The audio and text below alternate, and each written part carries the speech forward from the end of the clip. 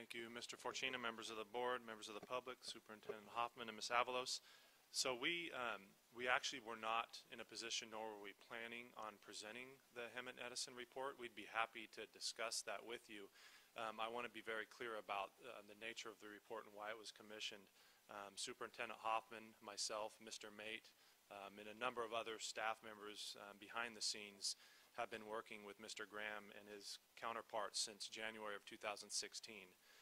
We have spent literally countless hours on the requests, on communicating back and forth with them. The board will recall in some correspondence between the superintendent and yourselves that of the requests made by Mr. Graham and his counterparts, we did agree to look into and do some of the things, one of which was the report that was shared with you provided by Hemet and Edison. Unfortunately, it appears Mr. Graham and his counterparts don't agree with the conclusions of the report, but I want to be clear with the board that based on some assertions and some accusations, we have no former relationship with Hemet Edison. They came recommended to us. We didn't feel it appropriate to use one of the counterparts or colleagues to conduct the report because it was clear that there was some opinions that not all agree with. So we felt it necessary to find a kind of unbiased source, again, that came recommended. I had a simple conversation making a request for the RF density, power density report. They complied with that and conducted the report. So we weren't necessarily using it as a trigger to continue or to eliminate Wi-Fi in our classrooms. We simply were complying with the request that we thought was reasonable.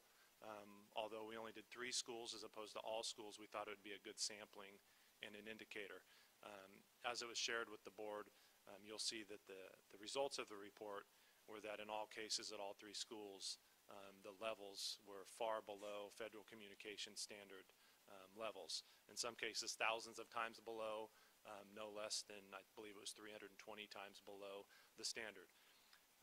In our correspondence with Mr. Graham, it's clear that they take a different look at these things than do we. We feel in a position where until the Federal Communications Commission, notwithstanding their opinions about the FCC and the background of the FCC and how these things come about, that they are the regulating agency and we are simply complying with those regulations and those standards. And so I would be happy to answer any questions that the board might have about our history with these folks for the last 7 months and where this has led.